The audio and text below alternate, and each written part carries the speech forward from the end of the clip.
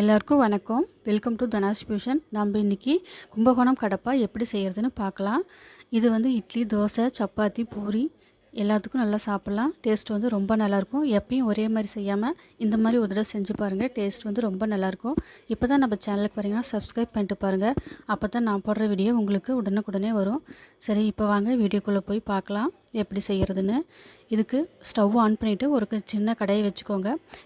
இது கூட அரை கப் அளவு பருப்பு சேர்த்துக்கோங்க. சேர்த்துட்டு இதை வந்து நல்லா வறுத்துக்கோங்க. நல்லா வாசம் வரணும், கலர் கொஞ்சம் சேஞ்ச் ஆகி வரணும். அந்த அளவுக்கு பாசிப்பருப்பை நல்லா வறுத்துக்கோங்க. இப்போது கலர் கொஞ்சம் சேஞ்ச் ஆகி வருது, வாசம் நல்லா வருது. இந்த டைமில் ஸ்டவ் ஆஃப் பண்ணிவிட்டு இந்த பருப்பு ஆறுனதுக்கப்புறம் நல்லா 2 டைம் கழுவி எடுத்துக்கோங்க. இது கூட தண்ணி ப்ரெஷர் குக்கரில் சேர்த்திட்டு தண்ணி வந்து 1.5 கப் அளவு ஊற்றிக்கோங்க, இல்லைன்னா 2 கப் அளவு கூட ஊற்றிக்கோங்க. காரத்துக்கு வாசனையாக நல்லா மணமாகவும் இருக்கிறதுக்காக பச்சை மிளகா ஒரு 4 போட்டு சேர்த்துக்கோங்க. கூடவே மஞ்சத்தூள் 1/4 டீஸ்பூன் சேர்த்துட்டு ப்ரெஷர் குக்கர் மூடி போட்டுட்டு 3 விசில் வச்சு எடுத்துக்கோங்க. மீடியம் ஃப்ளேமில் வச்சுக்கோங்க. நான் வந்து இந்த மாதிரி 2 உருளைக்கிழங்கு நல்லா வேக வச்சு எடுத்து வச்சுருக்கேன். அது மாதிரி நீங்களும் வேக வச்சு எடுத்துக்கோங்க, இல்லைன்னா பருப்பு இதுலேயே போட்டு கூட வேக வச்சு எடுத்துக்கலாம். நான் ஃபஸ்ட்டே வேக வச்சு எடுத்துட்டேன். இப்போ இந்த உருளைக்கிழங்கை கையிலேயே நல்லா உதுத்து விட்டுக்கோங்க. ஒன்றும் பாதியமாக நல்லா உடச்சி விட்டுக்கோங்க. இந்த உருளைக்கிழங்கை உடச்சி விட்டுட்டு இதை ஒரு பக்கம் எடுத்து வச்சுக்கோங்க. இது வந்து குழம்பு செய்கிறப்போ நம்ம லாஸ்ட்டாக சேர்த்து போகிறோம், அதனால் தனியாக ஒரு பக்கம் எடுத்து வச்சுக்கோங்க. இப்போது ப்ரெஷர் வந்து குக்கர் ரிலீஸ் ஆயிடுச்சு. இதை ஆஃப் பண்ணிவிட்டு நம்ம இப்போது மிக்ஸி ஜார் எடுத்துக்கலாம். இப்போ வந்து நம்ம அரைக்க போகிற ஜாமெல்லாம் சேர்த்திக்கலாம். தேங்காய் துருவல் ஒரு அரை கப் சேர்த்துக்கோங்க. இது கூடவே கசகசா 1 டேபிள் ஸ்பூன் சேர்த்திக்கோங்க. அடுத்ததாக சீரகம் 1 டேபிள் ஸ்பூன் சேர்த்துக்கோங்க. காரத்துக்கு 5 பச்சை மிளகா சேர்த்துக்கோங்க. பொட்டுக்கடலை 1 டேபிள் ஸ்பூன் மட்டும் சேர்த்துக்கோங்க. இந்த குழம்பு வந்து காரம் நல்லா இருக்கணும், அதனால் மிளகா பார்த்து சேர்த்துக்கோங்க. பூண்டு, பச்சை மிளகா, அப்புறம் இஞ்சி ஒரு சின்ன சைஸ். தண்ணி ஊற்றிட்டு நல்லா நைஸ் பேஸ்ட்டாக அரைச்சி எடுத்துகிட்டு வந்துடுங்க. நல்லா இந்த மாதிரி நல்லா பேஸ்ட்டாக அரைச்சி எடுத்துகிட்டு வந்துடுங்க. இப்போ சோம்பு 1 டேபிள் ஸ்பூன் சேர்த்துக்கோங்க. நான் ஃபஸ்ட்டே போட மறந்துட்டேன். 1 டேபிள் ஸ்பூன் சேர்த்திக்கோங்க. சேர்த்துட்டு இப்போ இதையும் நல்லா அரைச்சி எடுத்துகிட்டு வந்துடுறேன். நீங்கள் ஃபஸ்ட்டே சேர்த்து அரைச்சிக்கோங்க. இப்போ வந்து குக்கரில் ரிலீஸ் ஆயிடுச்சு. இப்போ இது நம்ம ஓப்பன் பண்ணி பார்க்கலாம். பாருங்கள், நல்லா மலர்ந்து வெந்து வந்திருக்குது. நல்லா கொலகலன்னு இந்த மாதிரி வெந்து வந்தால் தான் நல்லா இருக்கும் குழம்பு. இப்போது மத்து இல்லைன்னா கரண்டி வச்சு இது மாதிரி நல்லா மசிச்சுக்கோங்க.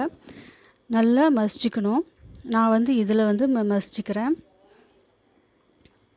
இப்போது கடாய் வச்சுட்டு ஸ்டவ் ஆன் பண்ணிவிட்டு கடாயை வச்சுக்கோங்க. சூடானதுக்கப்புறம் எண்ணெய் 2 கரண்டி ஊற்றிக்கோங்க.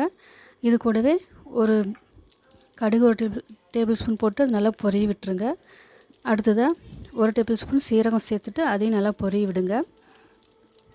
இப்போது ஒரு மீடியம் சைஸ் வெங்காயம், பெரிய மீடியம் சைஸ் வெங்காயம் இந்த மாதிரி நீள்வாக்கில் கட் பண்ணதை சேர்த்திக்கோங்க. சேர்த்துட்டு இது கூடவே கருவேப்பிலை இலைகள் சேர்த்திக்கோங்க. இப்போது இது வந்து நல்லா வதக்குங்க. இது வந்து ரொம்ப வதங்கணும்னு அவசியம் கிடையாது, கண்ணாடி பதம் அளவுக்கு வதங்கி வந்தால் போதும். இது நல்லா வதங்கிறதுக்காக கொஞ்சமாக உப்பு சேர்த்துக்கோங்க. சீக்கிரமாக வதங்கி வந்துடும். அவ்வளோதான். இப்போது வெங்காயம் நல்லா வதங்கி வந்துடுச்சு. இப்போ தக்காளி ஒரு சின்ன சைஸ் தக்காளி மட்டும் சேர்த்துக்கோங்க. தக்காளி இதுக்கு நிறைய சேர்த்தக்கூடாது, இப்போ டேஸ்ட்டு நல்லா இருக்காது. சின்ன சைஸாக பார்த்து சேர்த்துக்கோங்க. இது வந்து நல்லா வதங்கணும். நல்லா வதங்கினதுக்கப்புறம் இப்போது நம்ம வேக வச்சுருக்கிற பாசிப்பருப்பை இது கூட சேர்த்திடலாம். சேர்த்திட்டு இப்போது மிக்ஸி ஜாரில் நம்ம அரைச்சி வச்ச மசாலாவையும் இது கூட சேர்த்திக்கோங்க.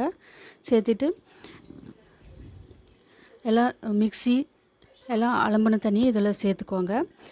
இப்போ இதுக்கு தேவையான தண்ணியும் 3 கப் இல்லைன்னா 4 கப் அளவுக்கு சேர்த்திக்கோங்க. இது வந்து குழம்பு கொதித்து வரப்போ ரொம்ப கெட்டியாயிரும், அதனால் தண்ணி இப்போவே பார்த்து சேர்த்துக்கோங்க. குழம்புக்கு தேவையான உப்பையும் சேர்த்துட்டு நல்லா கலந்து கொடுத்துக்கோங்க. இது நல்லா கலந்து கொடுத்துட்டு நல்லா ஒரு 10 நிமிஷம் நல்லா கொதிக்கணும். அது வரைக்கும் நல்லா வேக விடுங்க. இதை மீடியம் ஃப்ளேம்லேயே ஸ்டவ் வச்சுக்கிட்டு நல்லா வேக விடுங்க. நடுவில் அப்பப்போ கிளறி கொடுத்துக்கோங்க. பாருங்கள் நல்லா கொதித்து வெந்து வந்திருக்குது. இப்போது நம்ம மசிச்சு வச்சுருக்கிற உருளைக்கிழங்கு இதை கூட சேர்த்துக்கோங்க. சேர்த்துட்டு நல்லா கலந்து கொடுத்துக்கோங்க.